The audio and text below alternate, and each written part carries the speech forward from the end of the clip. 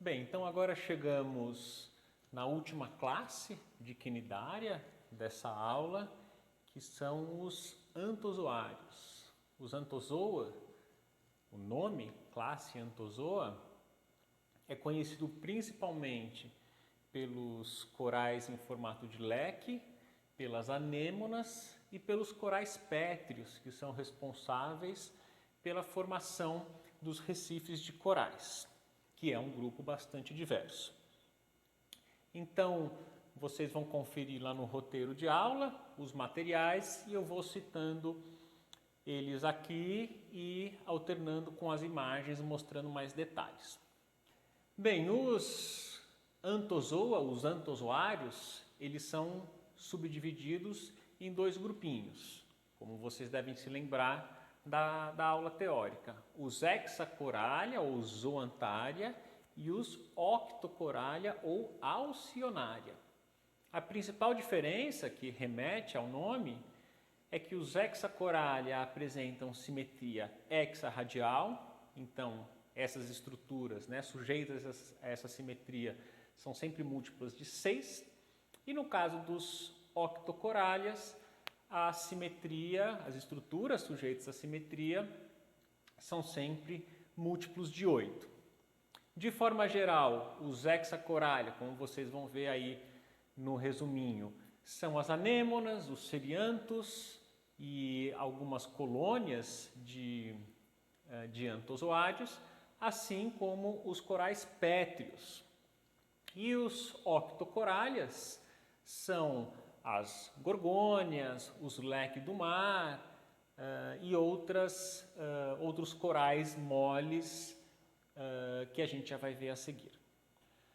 O primeiro material, que na verdade são dois, apesar deles pertencerem a ordens diferentes, eles são bastante similares quanto à morfologia externa. Então nós temos as anêmonas do mar e nós temos os ceriantos. Qual que é a semelhança desses dois animais?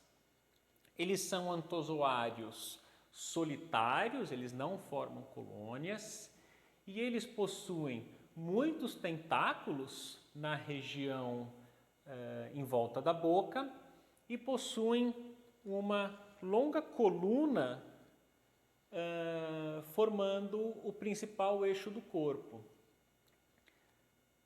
As anêmonas, elas possuem um disco basal que elas usam para se fixar no substrato. Então, normalmente, as anêmonas são encontradas em fundos consolidados, como rochas, por exemplo. É bastante comum naquela região do costão rochoso, aquela região que é bastante rasa, encontrar anêmonas. Quando a gente chega perto, elas retraem todos os tentáculos como uma forma de proteção. E é bastante comum também, isso a gente vê em videozinhos na internet, disponíveis na internet, que essas anêmonas elas contraem rapidamente a musculatura associada, essa lateral do corpo, e isso faz elas se locomoverem. Claro que é uma locomoção, não é direcional, ela é bastante deficiente, mas os animais conseguem se locomover. Então, apesar delas se fixarem no substrato, elas conseguem se livrar e fazer essa locomoção. Os ceriantos, por sua vez, eles vivem em fundos não consolidados, geralmente fundos arenosos. Então, toda essa longa coluna do corpo do bicho fica enterrado e fica somente os tentáculos para fora. Muitos ceriantos, eles secretam um tubo e eles vivem lá dentro. Então, todos esses, as anêmonas e os ceriantos, eles fazem parte de um subgrupo de antozoários que são os hexacorallia ou zoantária. Hexacorallia, fazendo referência à simetria hexarradial. Então, todas as estruturas, os septos, os mesentérios, os tentáculos vão ser em número múltiplos de 6. E um outro animal também similar, aparentado, na verdade mais aparentado com as anêmonas, são os zoantídeos, que são colônias de antozoários.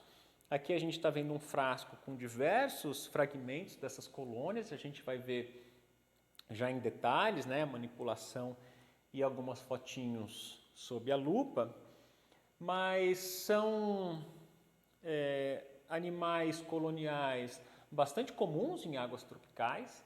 Eles não secretam esqueleto de carbonato de cálcio, mas eles contribuem na abundância dos corais. Então, geralmente eles crescem sobre outros corais ou sobre algumas rochas.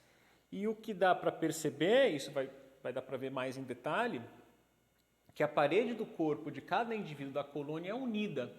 Então, a impressão que se dá é que é um contínuo e os pólipos são individualizados porque a gente consegue ver os discos orais.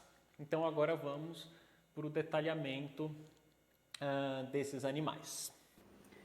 Bem, então aqui nós temos os exemplares que eu acabei de mostrar. Aqui é um exemplar de anêmona, esse é um exemplar de cerianto e esse é um exemplar de palitoa, né, o gênero palitoa, que é um zoantídeo, né, são animais coloniais. Esses dois fazem parte da mesma ordem e os ceriantos de uma ordem à parte. Então, primeiramente, mostrando a anêmona, a gente consegue ver uma região chamada de disco basal. Esse disco basal é o que vai fazer a adesão desse animal no substrato consolidado. Eles podem também ocupar fendas e substratos não consolidados. Esses animais, apesar de sésseis, muitos deles conseguem se desprender. Aquela movimentação que eu comentei com vocês, que os permite se locomoverem, é nesse sentido. Então, os mesentédios, né, a musculatura está associada aos mesentédios internos, é uma musculatura bastante forte que vai fazer essa movimentação, além da expansão ou retração dessa coluna, que recebe o nome de escapo, né? Então, toda essa coluna recebe o nome de escapo. Se a gente vê nesse sentido, o que a gente está vendo? Os tentáculos, essa coroa de tentáculos. Se a gente abrir um pouquinho, a gente vê uma região chamada de perístoma, e no perístoma é a região onde fica a boca, que é esse orifício que vocês estão vendo. Tudo isso aqui, tentáculos, perístoma e a boca, recebe o nome de disco oral.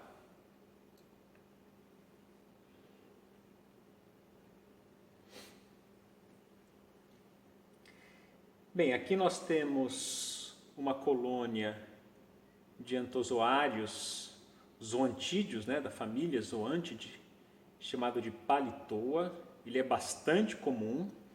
Vocês podem reconhecer a localização dos pólipos, né? Então, cada orifício desse seria a localização dos pólipos. Então, semelhante às anêmonas que a gente acabou de ver, toda essa região é chamada de disco oral. Esse disco oral é onde ficam localizados os tentáculos. No caso desse exemplar, os tentáculos estão retraídos, né, por conta da fixação do material. E a gente consegue reconhecer também a coluna. Isso aqui é um corte de uma dessas colônias e a gente consegue reconhecer as colunas. Então, como eu comentei agora há pouco, cada pólipo, eles ficam unidos, né? Eles ficam unidos pela parede. Então, a gente reconhece todo um contínuo. Não sei se vocês conseguem ver, vou tentar aproximar um pouco, mas eu já vou mostrar umas imagens mais detalhadas. A gente consegue reconhecer uma porção de estrias, que são justamente os mesentérios, né? Então, toda a divisão interior desses animais, que são septados, né? Sempre múltiplos de 6, afinal são hexacoralhas, está representado nessas estrias. Um outro exemplar que a gente tem são os ceriantos. Deixa eu tirar isso aqui para ficar mais claro. Os ceriantos, eles se assemelham às anêmonas por serem animais solitários e terem a morfologia geral bastante similar. Uma base, uma coluna e os tentáculos. Diferente, então, das anêmonas, os ceriantos eles vivem enterrados em fundos arenosos, ou o que a gente chama de fundos não consolidados. Então, toda essa porção que eu estou apontando fica enterrada. Alguns ceriantos secretam um tubo onde eles vivem, e aqui essa coroa de tentáculos, no meio aqui dessa coroa de tentáculos, fica a região da boca. O terceiro material que vocês têm aí no roteiro são os corais pétreos. E aqui nós temos diversos fragmentos desses corais que eu já vou mostrar mais em detalhe. Mas nós temos, nesse exemplar aqui, algo que é muito fácil de se reconhecer nesses corais, bastante característico. Então, cada taça dessa abriga um pólipo, essa estrutura é chamada de coralito, e aqui no coralito a gente encontra esses septos, que são chamados de escleroseptos, fazendo referência à dureza do material. Então, todos esses corais pétreos, por mais diminutos que sejam, a gente consegue reconhecer cada um dos coralitos. Muito bem, chegamos agora então no segundo grupo dos antozoários, que são os Octocorallia ou Alcionaria, que são os corais mole, os leque do mar, como eu vou demonstrar aqui para vocês. Nós temos representantes de 3 ordens, como vocês podem ver no roteiro de vocês: os Alcionácea, os Gorgonácea e os Penatulácea, que são animais bem interessantes. Vamos lá. Então, primeiramente, vamos falar dos Alcionácea, que são os corais moles. Nós temos no material 4 e 5 indivíduos separados, montados em lâminas, e aqui eu vou mostrar as colônias inteiriças, mas eu já também vou mostrar em maiores detalhes. O que vocês estão vendo aqui são colônias arborescentes, é uma colônia arborescente de um animal chamado telesto, gênero telesto. A gente consegue reconhecer com bastante clareza cada indivíduo da colônia. Vocês já vão ver imagens com maior detalhe e logo a seguir as lâminas com os pólipos separadamente. O material número 5 é bem interessante. A gente tem este exemplar aqui, na verdade ele está de ponta cabeça, eu só não vou virar para não estragar o material. Ele é um exemplar da coleção de Nápoles, como vocês podem ver a etiqueta. Ele é um coral mole, chamado de Alcionium, e é interessante porque as lâminas que a gente tem aqui na nossa coleção são cortes transversais de um braço desse da colônia. Então, vocês vão ver em detalhes cada fragmento, né, cada corte desse dessa colônia e os seus respectivos detalhes. Bem, então destacados aqui nós temos o material 4 e 5 de antozoário no roteiro de vocês, que são os animais que merecem um detalhamento maior por conta do tamanho, né? São alguns detalhes que a gente precisa dos instrumentos ópticos para ver. Então, o primeiro é essa colônia de telesto. Aqui a gente vê a colônia a olho nu, tirado com uma câmera normal, né? Então, essa barra equivale aí aos seus 5 centímetros, então é perfeitamente visível. E aqui a gente já vê imagens sob a lupa, aqui chamado de esqueleto axial, e cada esqueleto axial, da onde partem os indivíduos, os pólipos. Então aqui a gente consegue ver com bastante clareza essa coroa de tentáculos, aqui no meio é a porção da boca, a região da boca, e o pólipo seria então toda essa estrutura. A lâmina que a gente tem é bem interessante, porque a gente tem os indivíduos separadamente. Então olha que interessante, a região da boca, os tentáculos, e aqui por transparência a gente ainda consegue ver a porção de dentro do animal.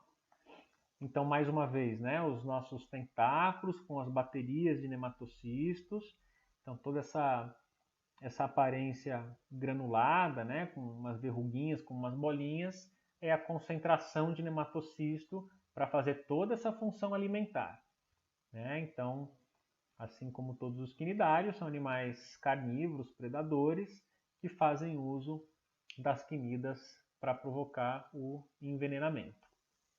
E aí a região mais precisa da boca apontada nesse slide. Essa porção que a gente vê por transparência, que eu chamei a atenção no slide anterior, é a faringe, chamada de actinofaringe. Tá? Então, isso que vocês estão vendo aqui é a parte viva do animal, né? E o local onde se dá toda a digestão. Isso a gente consegue ver pela preparação na lâmina, né? Seria uma montagem total de cada um dos pólipos formadores daquela colônia.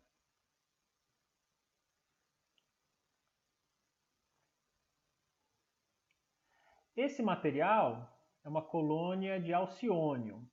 Então aqui a gente está vendo uma foto que eu peguei da internet, né, dessa colônia, e esse é o material que eu acabei de mostrar nas imagens, que é o material da nossa coleção. Essa linha que eu coloquei aqui, ela está fazendo referência no sentido do corte que vocês vão ver a lâmina logo a seguir. Então, como se pegasse um dedinho desse e fizesse um corte transversal, um corte ultrafino, histológico, e essa é a imagem que a gente vê. Então, tudo isso aqui que eu estou circulando com a seta seria, então, toda essa ramificação, todo esse dedo, né? Cada bolinha dessa, cada orifício desse, seria então a localização de um pólipo, de um indivíduo da colônia. E vocês podem perceber facilmente, esse é outro corte, né, outro exemplar, que alguns estão vazios e outros estão cheios. Por quê? Um tem pólipo, outro não tem? Na verdade, todos têm pólipo, mas o que aconteceu é que, dependendo da altura onde esse corte passou naquele indivíduo, se pegou mais para baixo, não pegou a faringe. Se pegou um pouquinho mais para cima, cortou exatamente a faringe. Então, olha que a gente vê, ó, isso aqui é um indivíduo e aqui são os mesentérios da faringe, aqui é a cavidade gastrovascular. E esse aqui é abaixo já da faringe, portanto, a gente não vê todas essas divisões. O que a gente vê são só o restinho dos mesentérios que ainda sobraram. E se a gente contar, 1, 2, 3, 4, 5, 6, 7, 8, afinal, eles fazem parte dos Octocorallia. E o mesentério é uma estrutura que está sujeito a essa simetria. Então, aí está, né? Os indivíduos que o corte passou bem na altura da faringe e os indivíduos que o corte passou abaixo da faringe, e a gente vê apenas os mesentérios e a cavidade gastrovascular. Número 6, chamado de Corallium, que também é um exemplar da coleção de Nápoles. E vocês podem ver, né? Aqui estão esses ramos principais da colônia e cada pontinho preto, se vocês não estão vendo aqui, vocês vão ver em mais detalhe, é a localização de cada um dos pólipos constituintes dessa colônia. Continuando, agora nós já estamos no material 7, que são as gorgônias ou leque do mar, que são esses corais. Eles são bem conhecidos, estão sempre presentes lá em imagens do fundo do mar, que mostra, né, uma grande diversidade de cores. Nós temos diversos exemplares aqui das gorgônias. E o que chama atenção nesses animais é a coloração, né, o padrão de ramificação e a coloração. Bem, agora nós temos dois materiais bem interessantes, que também são colônias de pólipos, né, como todos os antozoários, que pertencem à ordem Penatulácea. Primeiro a gente tem esses exemplares, que vocês já vão ver em detalhes, que têm o formato de coração. No livro Rupert, Fox e Barnes, que é um dos livros que a gente adota na bibliografia, ele recebe o nome de Amor Perfeito do Mar, fazendo referência a essa forma. É interessante que essas colônias, elas têm sempre um indivíduo inicial, que forma a colônia, que é maior que os outros, e eles possuem um pedúnculo que serve para ancoragem. Então, esse formato achatado, como vocês já vão ver nas imagens a seguir, permite que essa colônia fique depositada num fundo arenoso, né, num fundo não consolidado, e o pedúnculo é utilizado para ancoragem. Uma corrente mais forte pode levar essa colônia, mas a ancoragem evita essa remoção. E um outro Penatulácea, que é uma colônia maravilhosa, também da coleção de Nápoles, vocês vão ter aí como o material 9 do gênero Pteroides, que é também chamado, segundo o mesmo livro que eu acabei de mencionar, de caneta do mar.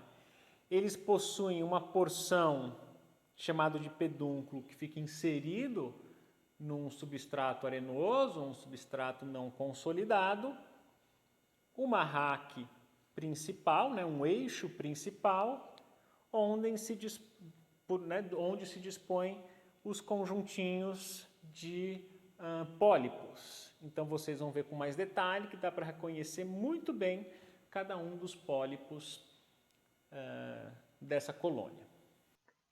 E por fim, os dois últimos materiais que a gente tem de Octocorallia, é da ordem Penatulácea, que são animais bem interessantes pela diferença da arquitetura corporal dessas colônias.